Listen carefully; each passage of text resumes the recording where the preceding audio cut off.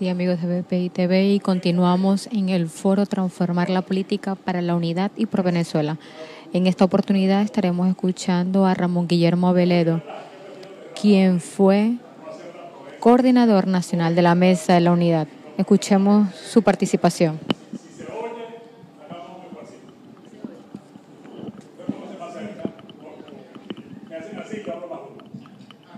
Como les decía, que hace tiempo leí que cuando alguien ha significado mucho en nuestras vidas, pasa a hacer tránsito hacia la eternidad. Parte. Deja de vivir entre nosotros y empieza a vivir en nosotros. Y lo que hemos escuchado en las intervenciones de Guillermo, de Jorge, de Carlos, de Osvaldo, de Pepe, nos quiere decir exactamente eso. Está Manolo viviendo en nosotros.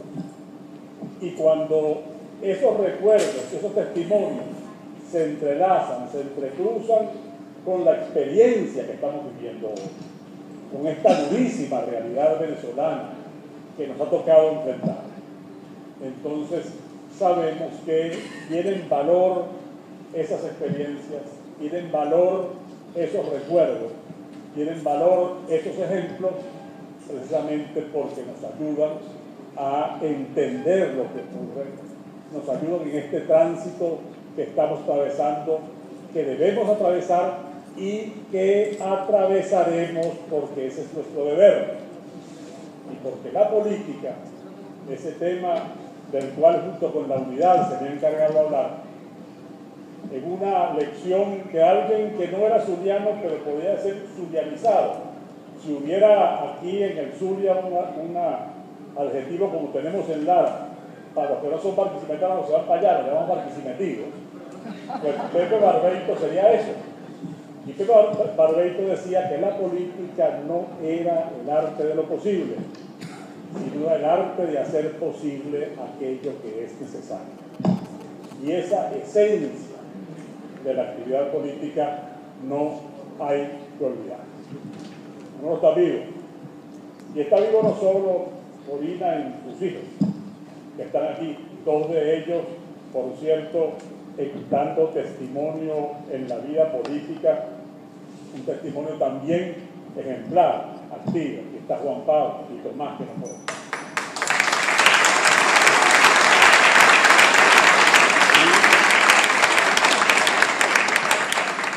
Por ello también hay que agradecer a Manolo, a ti y a toda su familia.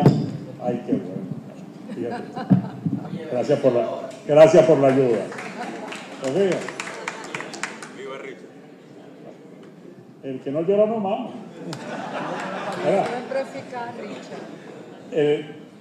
Pues agradecer esa contribución al presente. Fíjate tú que no solo nos ayuda en el presente con el ejemplo que recordamos, sino que nos ayuda en el presente con la acción que sus hijos despliegan en este mundo difícil, en esta tarea tan complicada. Y yo le agradezco mucho, desde luego, a la memoria de Manolo, la oportunidad de encontrarme con tanta gente, tantos de nuestra grande, abigarrada, compleja, difícil y, bueno, como siempre decía el doctor del Corral, recordado por Pepe, imaginativa familia social cristiana. El doctor del Corral decía siempre eso. Mire, usted sabe, Ramón Guillermo, que los copellanos tenemos mucha imaginación. Y bueno, mira que inventamos motivos para complicarnos nuestras vidas. Pero bueno, ¿cómo será que en esta amplísima unidad que Manuel ha convocado cabe hasta un avanzado como yo? ¿Por qué? Porque justamente, y es cosa que conversábamos temprano con Osvaldo, resulta que la cosa de la militancia partidista se parece mucho a las familias. Uno puede no verse nunca, uno puede no encontrarse nunca, puede ocurrir que bueno, se ven los bautizos y en los entierros y en los matrimonios y después más nada. Pero hay algo allí de una esencia que permanece, que uno no necesita verse a cada rato, y que en el tiempo, cuando el tiempo transcurre, las diferencias van perdiendo importancia y se van emergiendo con toda su fuerza, con toda su fortaleza, las coincidencias. Y yo creo que eso es algo también que debemos destacar, que debemos resaltar, porque pasado el tiempo tú, cuando ves las cosas en perspectiva, entonces te apercibes, te das cuenta de cuán fuertes son los motivos que nos unen.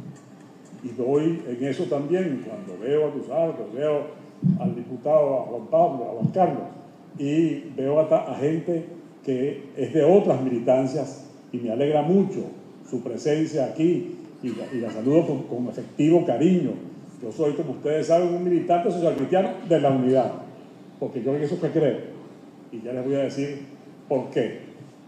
Pero cuando los veo aquí, justamente eso nos recuerda a todos que las cosas que nos unen son muchas más y mucho más importantes que aquellas que nos dividían, y que hay que poner esas cosas por delante, por encima, y que este común compromiso venezolano que todos tenemos en nuestras diversas maneras de querer a este país es hoy en día el mandato imperativo para la tarea que tenemos por delante.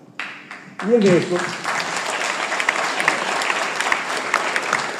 que es una tarea de lucha, ¿cómo no la vamos a recordar cuando estamos recordando que han transcurrido ya 40 años? Cuando me lo dijo Juan Pablo, es que ya va, ¿verdad? 40 años, parece mentira, ¿no?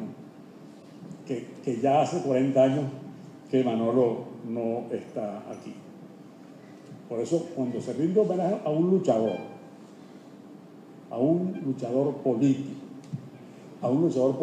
zuliano, a un luchador político zuliano y demócrata cristiano, uno tiene que poner de presente ciertos valores que son permanentes, que trascienden al tiempo. En 2018 también se cumplen 100 años de un evento que a lo mejor pasa por debajo de la mesa en el recuerdo de los historiadores, pero que tiene una gran significación zuliana y venezolana. Hace 100 años, en 1918, tenía 5 años preso en la Rotunda Néstor Luis Pérez, un gran zuliano y un gran venezolano. Hace 5 años preso en la Rotunda. Y gente que se había movido para conseguir su libertad ante Gómez, que se había movido y había hecho distintas gestiones, inclusive un zuliano muy importante, que era embajador en Bogotá, se había movido en el régimen para poder conseguir la libertad. Está conseguido. Lo único que tienes que hacer es hacer una carta a Gómez pidiéndole tu libertad.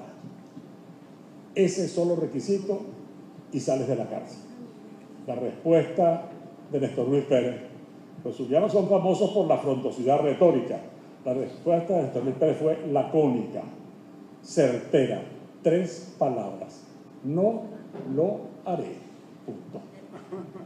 Y prefirió seguir en la Rotunda todavía unos años más, hasta el año 21, pero no iba a hacer una carta pidiéndole a Gómez perdón por algo que no había hecho.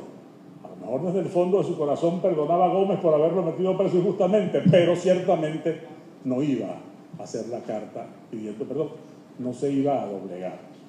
No era la primera vez que estaba preso Néstor Luis Pérez. Había estado preso ya el año 10, siendo primero presidente del Consejo de Maracaibo, que fue destituido por hacer respetar la autonomía municipal de la descentralización. Lo han mencionado varias veces ustedes: Osvaldo, el primer gobernador electo del estado, Jorge, que tiene una vida luchando por eso. Por ahí anda conmigo Carlos Mascareño, que también es un luchador de toda la vida por esos temas, bueno, como muchos de ustedes. Pues miren ustedes, la primera destitución fue su renuncia a la presidencia del Consejo de Maracaibo, fue por defender la autonomía municipal. Y vuelve al Consejo de Maracaibo, eso fue el año 9, el año 10 vuelve al Consejo de Maracaibo y sale de la vicepresidencia del Consejo, y sale esta vez no renunciado, preso en el castillo de San Carlos de la Barra porque, de nuevo, quiere defender frente a la pretensión del presidente del Estado la autonomía del municipio. ¿Por qué? Porque es un valor importante. Y yo sé, ¿esto qué tiene que ver? ¿Qué tiene que ver con lo que estamos hablando? Si estos son los 40 años de la muerte de Manolo, ¿a qué vamos a hablar de los 100 años de ese gesto valiente de Néstor Ruiz Pérez? Es que esa es una lucha que es la misma lucha. Ese es un significado que es el mismo, es un valor que continúa, que ha estado presente tercamente en la historia de Venezuela.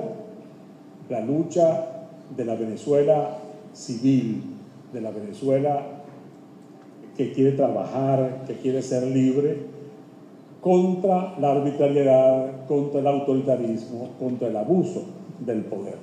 La lucha por hacer que el Estado de Derecho no sea nada más un texto de los libros, unas palabras en el papel, sino una realidad en la calle. Bueno, la historia de Néstor Ruiz Pérez no tiene un final triste. Salió de la cárcel poco después al destierro. Después volvió para ser ministro de Fomento en el gobierno de López Contreras y promover la primera legislación que en Venezuela permitió ese progresivo control por parte de los venezolanos de nuestros recursos petroleros, lo que iba a encaminarse hacia el control de nuestra riqueza, que es algo que, por cierto, hoy vuelve a ser vigente cuando la empresa petrolera estatal está deshecha por la mala gestión, la corrupción, el abuso del poder y todas esas cosas. Y de nuevo, así como cuando se lanzó el petróleo, estaba el joven presidente de la Cámara, Álvarez Paz, presidente allí en el momento que el presidente Pérez levantizaba la bandera simbólicamente al promulgar la ley de nacionalización del petróleo. Bueno, hoy en día de nuevo esa tarea, ese objetivo de dominar efectivamente nosotros nuestra riqueza para, en el contexto actual de la realidad presente, de este mundo globalizado, pueda ser algo que esté en las manos de los venezolanos. Bueno, pues también sigue vigente, también sigue vivo, porque es la misma lucha, una lucha que continúa. En Venezuela Política y Petróleo, Rómulo Betancourt dice de la gestión de Néstor Ruiz Pérez, ministro de López, ministro de un gobierno en el que Betancourt era ilegal, era un opositor clandestino y perseguido. Dijo que era un ministro patriota, competente y honrado. Y así tenemos que transmitirle a la gente, porque eso está unido a la esperanza, porque la oposición tiene que ser siempre expresión de la protesta del pueblo, pero también expresión de la esperanza del pueblo.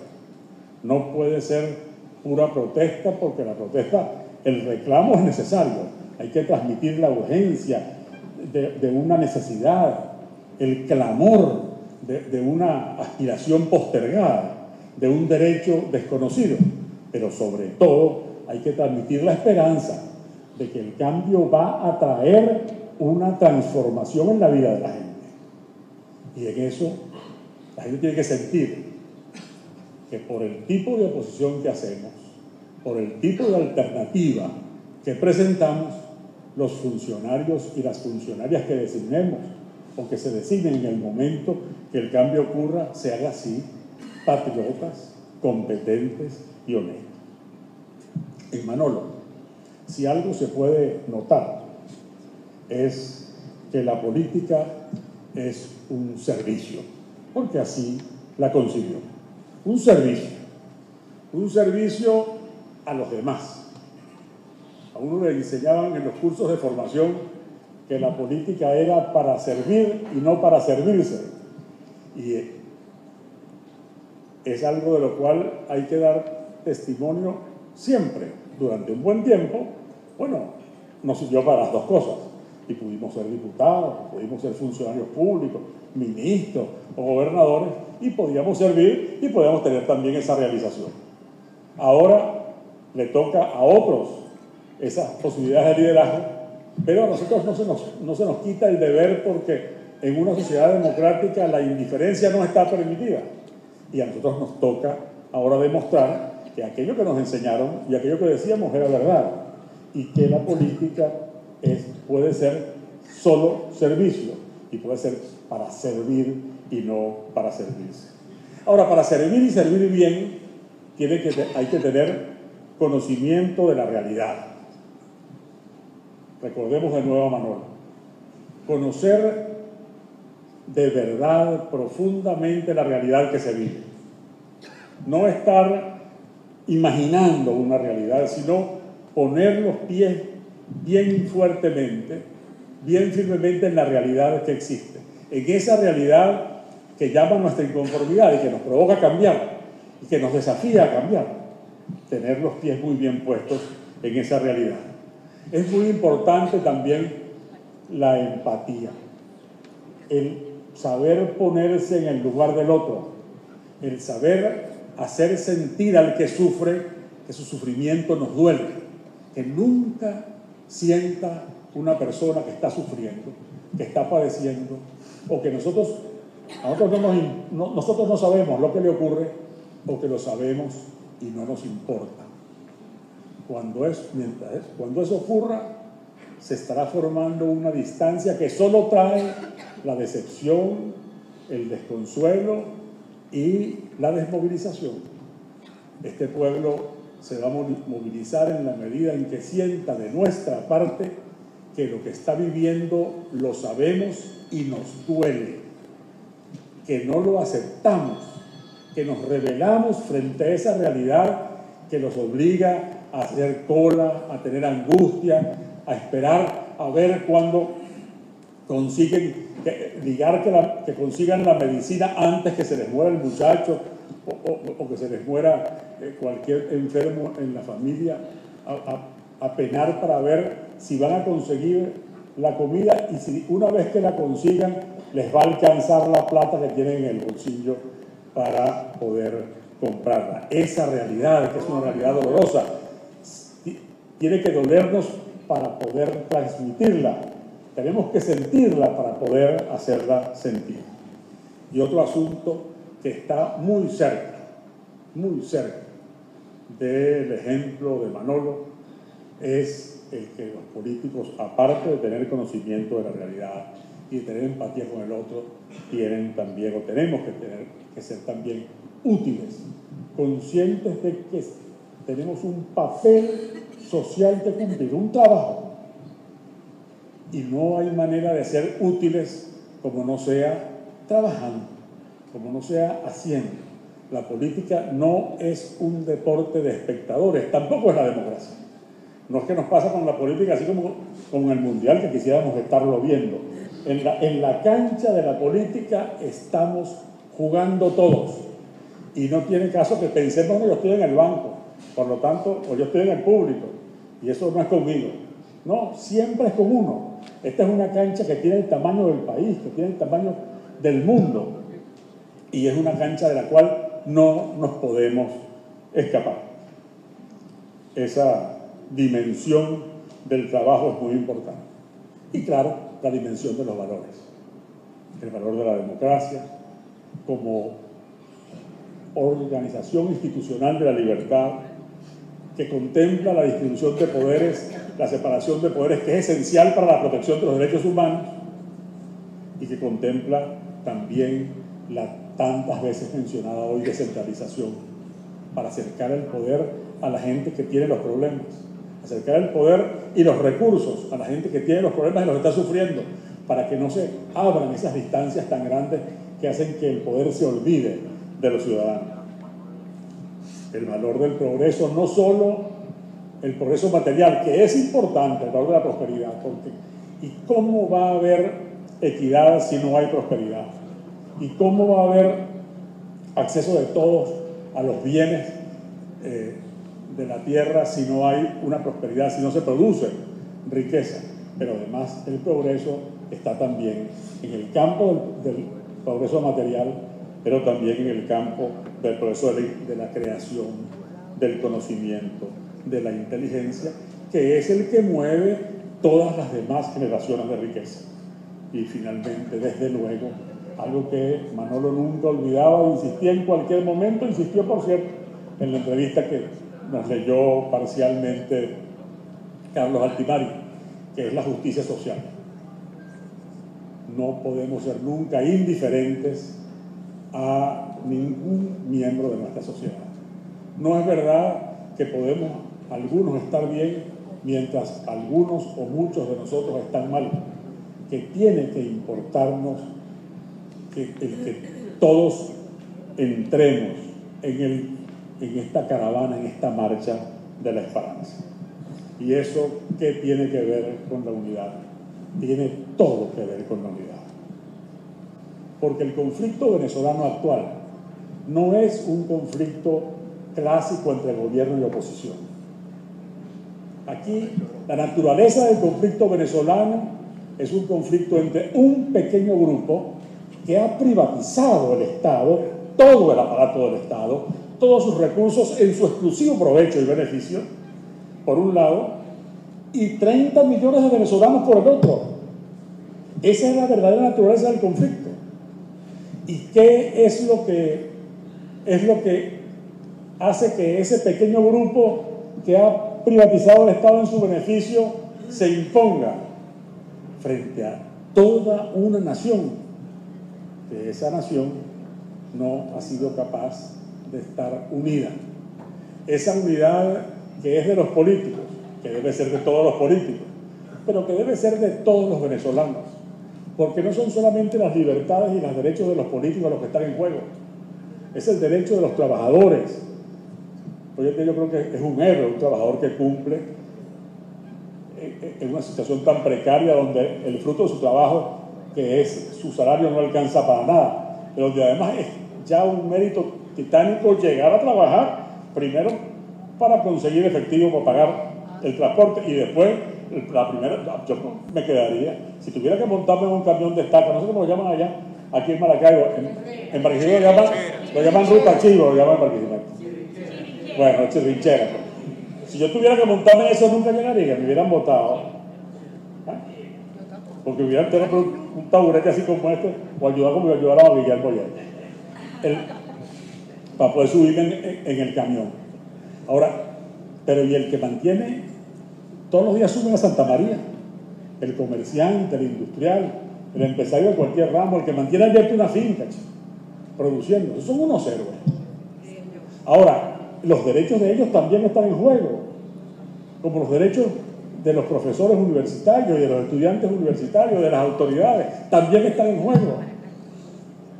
Como los derechos de las distintas iglesias a la práctica libre de su culto, no solo de la mía, de todas. Y por eso tiene que haber una unidad nacional muy grande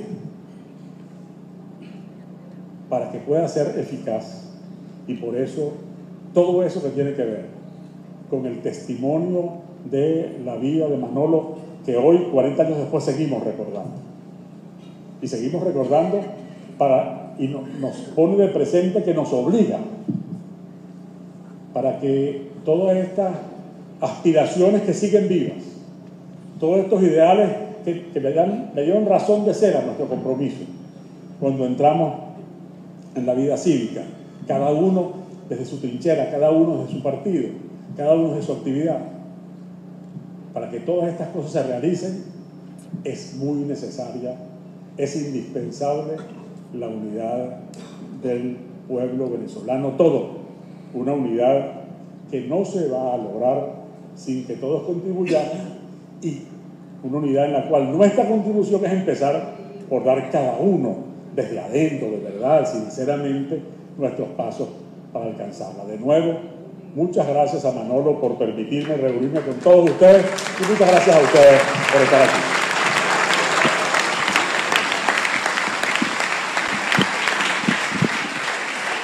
Bueno, y así concluye la participación de Ramón Guillermo Aveledo, quien fue coordinador de la Mesa de la Unidad Nacional por la Mesa de la Unidad.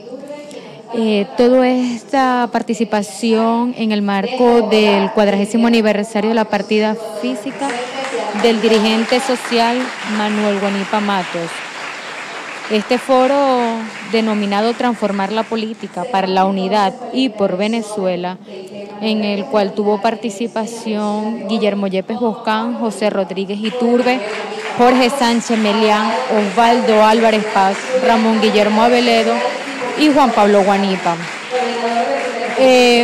Ramón Guillermo Aveledo hizo énfasis que el señor Guanipa Matos siempre dijo que la política es un servicio, más no es un servicio, y el cual es un trabajo por el que deben de luchar y tomar de manera seria todos los políticos.